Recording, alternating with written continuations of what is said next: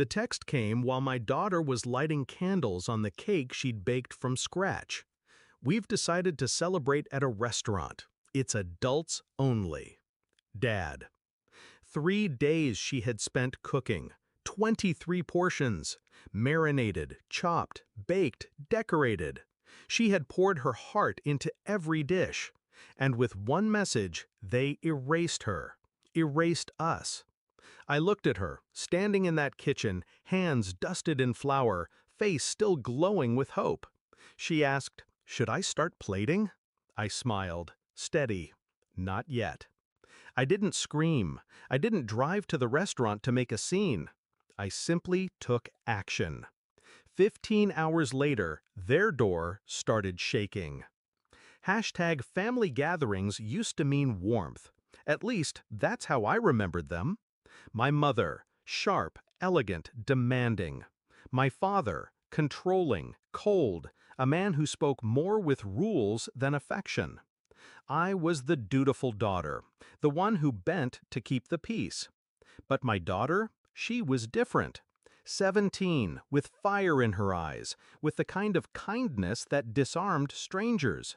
She loved cooking, not because she had to, but because it made her feel closer to the people she loved. She thought my parents would taste her food and see her. Instead, they spit her out before the first bite. It wasn't the first time. The whispered remarks at Christmas about her tone. The Easter dinner where they invited everyone but us. The sideways looks whenever she spoke her mind. But this was different. This was cruelty sharpened into precision. To cancel her 3-day effort with a text. To call her unworthy, not even with words, but with silence. That was the moment I realized. They weren't just excluding me anymore. They were targeting her. And that I couldn't forgive. I could have argued. I could have begged for her seat at their table. But why would I? Their table was rotten. Their party meaningless. What mattered was not fitting into their world, but showing them what it felt like to be cut out of one. So I planned. Quietly, calmly. Every ounce of pain they caused her became fuel. Every slight became strategy. If they wanted a party without us, I would make sure it was a night they never forgot.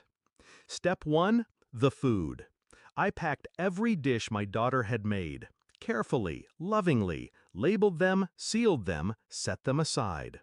Step 2, the invites. I called the cousins, the neighbors, the very people my parents wanted to impress at the restaurant. I didn't beg them to skip. I gave them an alternative. There's food already waiting, homemade, enough for everyone. Come by my place. Step 3, timing. I sent the group message 15 minutes before the restaurant reservation.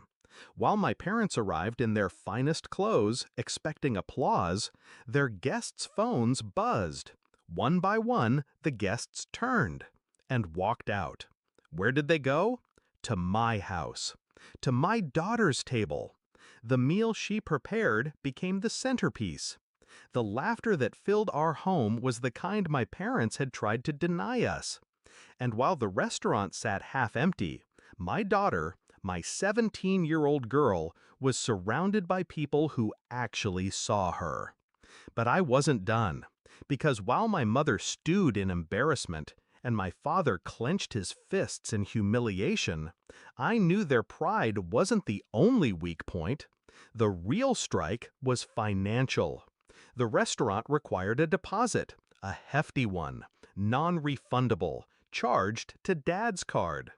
So when the staff brought out trays of food for empty chairs, the humiliation doubled with every dollar wasted. And then came the calls. First from my sister, then from Dad. Angry, demanding. I let them ring. Until I didn't. When I finally picked up, Dad's voice was trembling with rage. "What the hell did you do?" I kept my voice calm. I gave her the birthday party she deserved, the one you stole. He spat curses. I didn't flinch. You wanted an adults-only night? I said quietly. Now you've got one. Alone. And I hung up. 15 hours later, their door shook. Not from joy, not from family, but from debt collectors and angry vendors demanding payment. The humiliation spread faster than wildfire. The story of the failed birthday dinner became gossip at the country club, whispers at church. My parents, so obsessed with appearances, were stripped bare. Their empire of pride toppled. And my daughter? She stood taller. That night she looked at me and said, "They didn't want me there." I held her hand, steady. They didn't deserve you there. For the first time in years, I didn't feel like the child begging for a place at their table. I felt like the woman who built her own. They had erased her effort with a text. I erased their illusion with silence. And as I watched her smile, surrounded by the family we chose, one truth cut sharp and clean.